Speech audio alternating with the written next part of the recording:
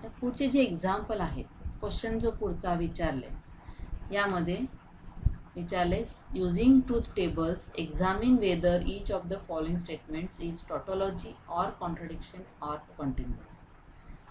आतापर्यंत आपण काय पाहिला, ट्रूथ टेबल तयार केला, तो पहिला क्वेश्चन झाला. त्यानंतर आपण लॉजिकल इक्वॅलन्स, दोन लॉजिकल स्टेटमेंट्स इक्वल आहेत हे आपण प्रूव्ह केलं.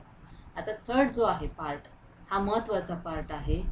परीक्षेला नक्की विचारतात 2 किंवा 3 मार्कासाठी. टॉटोलॉजी, कॉन्ट्रडिक्शन और कॉन्टिन्युअस. टॉटोलॉजी कशाला म्हणणार आपण, तर ह्यामध्ये फक्त स्टेटमेंट्स दिलेले असतात. तर टॉटोलॉजी म्हणजे जेव्हा स्टेटमेंट्सचे सगळे ट्रूथ व्हॅल्यूज, शेवटच्या कॉलमचे ट्रूथ व्हॅल्यूज सगळे टी असतील, म्हणजे सगळे ट्रू येतील, तेव्हा त्याला टॉटोलॉजी म्हणायचं. जेव्हा लास्ट कॉलमचे एंट्रीज जे आहेत, ट्रूथ व्हॅल्यू जे आहेत, जेव्हा सगळे एफ असतील तेव्हा कॉन्ट्रडिक्शन म्हणायचा. आणि जेव्हा टी आणि एफ असे मिक्स येतील तेव्हा त्याला कॉन्टिंजन्सी म्हणायचं. मग लक्षात ठेवा, जेव्हा सगळे टी असतील, लास्ट कॉलममध्ये सगळे ट्रूथ व्हॅल्यूज जर टी असतील तर टॉटोलॉजी, सगळे एफ असतील तर कॉन्ट्रडिक्शन, आणि जर मिक्स असेल तर कॉन्टिंजन्सी. आता बघा, एक्झाम्पलनुसार आपल्याला क्वेश्चन्स जो आहे दिलेला आहे, टॉटोलॉजी आहे का कॉन्ट्रडिक्शन आहे का कॉन्टिंजन्सी आपल्याला दाखवायचं आहे. एक्झामिन म्हणलेलं. मग आता पहिला स्टेटमेंट बघू आपण. पहिला स्टेटमेंटचा ट्रूथ टेबल तयार करावा लागेल आपल्याला. जसं आपण ट्रूथ टेबल पहिल्या क्वेश्चनमध्ये पाहिलं तसं ट्रूथ टेबल तयार करून घ्यायचं आहे. पहिल्यांदा P and Q, P Q दोनच स्टेटमेंट्स आहेत, त्यामुळे 4 रोज येतील. त्यानंतर पी निगेशन पी आहे, निगेशन क्यू आहे, त्याचे कॉलम्स येतील. त्यानंतर ब्रॅकेट, पहिला ब्रॅकेट जो आहे पी अँड क्यू तो घेतला. नंतर पुढचा येणार negation P or negation Q, हा नेक्स्ट कॉलम. आणि जो आपल्याला ज्याचं ट्रूथ टेबल तयार करायचं आहे तो लास्ट कॉलममध्ये येईल. मग आता पहिला जो आहे तो पी लिहिला, पीचे ट्रूथ व्हॅल्यूज लिहिले, क्यूचे ट्रूथ व्हॅल्यूज लिहिले. त्यानंतर निगेशन पीचं निगेशन इथे घेतला, क्यूचं निगेशन इथे लिहिला. त्यानंतर next column P and Q या 2 कॉलमचा अँड येणार, तो लिहिला. Negation P or negation Q या दोन्हीचा ऑर, या 2 कॉलमचा or. P or F or F is F or T is T or F is T or T is T. आता ह्या 2, तर हे जे कॉलम्स आहेत 5वा आणि 6वा, या 2 कॉलमचा अँड आहे बघा, अँड, या दोन्हीचं अँड घ्यायचे. टी अँड एफ आपल्याला माहिती आहे, एक जरी एफ अँडमध्ये एक जरी एफ असेल तर एफ येतो. मग टी अँड एफ काय येणार, एफ येणार. एफ अँड टी एफ येणार. F and T F, F and T F. मग आता लास्ट कॉलममध्ये सगळे एफ आलेले आहेत, सगळे ट्रूथ व्हॅल्यू जे दिसतात ते सगळे एफ आहेत. मग सगळे जर एफ आले तर आपण काय म्हणणार त्याला, कॉन्ट्रडिक्शन. मग इथे काय लिहायचं, सेंटेन्स लिहायचं खाली, all the truth values in last column are F, hence given statement is contradiction, किंवा हेन्स इट इज कॉन्ट्रडिक्शन, एवढं लिहिलं तरी चालेल. लक्षात आलं. जर तुम्ही फक्त कॉलम ट्रूथ टेबल तयार करून ठेवलं आणि सेंटेन्स नाही लिहिला तर 1 मार्क कट होणार.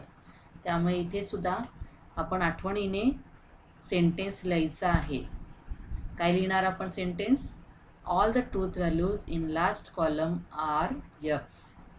जर सगळे टी आले तर लिहिणार आपण all truth values in last column are T. किंवा असंही लिहिता येईल, the entries in last column are F, the entries in last column are all T, then it is, काय असेल ते लिहायचं. आता इथे हे सॉल्व करून दाखवलेलं आहे सेकंड एक्झाम्पलसुद्धा. इथे बघा, शेवटचा जो कॉलम दिसतो यामध्ये टी एफ टी टी आहे. सगळे एफ नाहीत किंवा सगळे टी पण नाही आहेत, इथे कॉम्बिनेशन आहे टी एफ टी टी, म्हणून ह्याला काय म्हणणार आपण, कॉन्टिंजन्सी. बघा, the truth values of in the last column are not identical, किंवा they are all not T not F असं लिहिलं तरी चालेल, hence it is a contingency. हे पण तसंच आहे, इथे सुद्धा सगळे मिक्स आहे, त्यामुळे हा पण स्टेटमेंट हा कॉन्टिंजन्सीचा आहे. आता यामध्ये बघा चौथा एक्झाम्पल, इथे PQR स्टेटमेंट्स आहेत, त्यामुळे इथे 8 रोज येतील. आपण ट्रूथ टेबल तयार केलेले आहे या अगोदर, त्याप्रमाणे ट्रूथ टेबल तयार करून घ्यायचा. आणि ते शेवटच्या कॉलममध्ये बघितलं तर आपल्याला काय दिसतं, सगळे टी आहेत. म्हणजे काय लिहिणार इथे, all the truth values in last column are T hence it is tautology. समजलं? म्हणजे ट्रूथ टेबलच तयार करायचे, फक्त शेवटचा कॉलम चेक करायचा, त्यामध्ये सगळे एफ आहेत का, सगळे टी आहेत का, किंवा टी आणि एफ मिक्स आहेत का. सगळे टी असेल तर टी टॉटॉलॉजी म्हणणार, सगळे एफ असेल तर कॉन्ट्रडिक्शन, आणि मिक्स असेल तर कॉन्टिंजन्सी. समजलं असेल सर्वांना. आता एक्सरसाइज जो आहे, जे आता आपण पाहिलेले आहेत बघा, इथपर्यंत जो आहे तो खूप महत्त्वाचा पार्ट आपण शिकलो. आपण कन्स्ट्रक्ट द ट्रूथ टेबल हा पहिला पार्ट पाहिला आपण. यामध्ये फक्त आपल्याला ट्रूथ टेबल तयार करायचं आहे. भरपूर एक्झाम्पल इथे दिलेले आहेत, सर्वांनी सॉल्व करायचे. जर काही अडचण आली तर मला तुम्ही व्हॉट्सॲपवर विचारू शकता, आपण त्यावर डिस्कशन करणार. कन्स्ट्रक्ट ट्रूथ टेबल, फक्त ट्रूथ टेबल तयार करायचं. इथे क्वेश्चन 2 विचारले, using truth table prove the logical equivalences.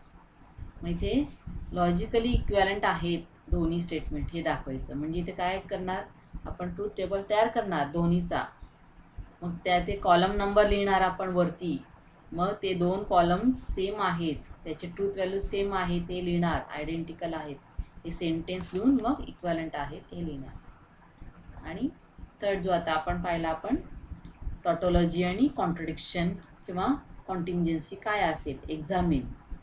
मग स्टेटमेंटचा ट्रूथ टेबल तयार करायचा, लास्ट कॉलममध्ये बघायचा सगळे टी आहेत का सर्व एफ आहेत का मिक्स आहे, त्यानुसार तो टॉटॉलॉजी आहे का, कॉन्ट्रडिक्शन आहे का, कॉन्टिंजन्सी आहे ते आपण लिहिणार. लक्षात आलं असेल सर्वांना. हा खूप महत्त्वाचा आहे, याच्यावर कंपल्सरी एक्झाम्पल असतं, ती 2 किंवा 3 मार्काला. तर सर्वांनी पूर्ण हा एक्सरसाइज होय क्वेश्चन नंबर 1, 2, 3 पूर्ण सॉल्व करायचे आणि मला विचारायचं आहे. जर सगळे तुम्हाला सॉल्व करता आले तर चांगलीच गोष्ट आहे, जर कुठे अडलं तर मला विचारू शकता.